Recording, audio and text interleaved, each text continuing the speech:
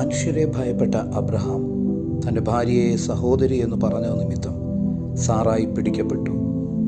എന്നാൽ പിന്നീട് ദൈവത്തെ ഭയപ്പെട്ട് തൻ്റെ ഏകജാതനായ മകനെ യാഗമർപ്പിക്കുവാൻ അബ്രഹാം മടിക്കായക കൊണ്ട് ഇസഹാക്ക് വിടുതൽ പ്രാപിച്ചു.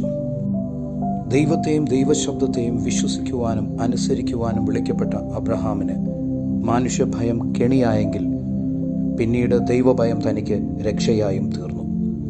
പ്രതികൂലങ്ങളുടെയും ഭീഷണികളുടെയും മുൻപിൽ ഭയപ്പെടാതെ മനുഷ്യരെക്കാൾ ദൈവത്തെ അനുസരിക്കേണ്ടതാകുന്നുവെന്ന് വിശ്വസിച്ച പത്രോസും മറ്റു ശിഷ്യന്മാരും മാനുഷിക കൽപ്പനകളെക്കാൾ ദൈവകൽപ്പനയെ ഹൃദയപൂർവ്വം അനുസരിച്ചു.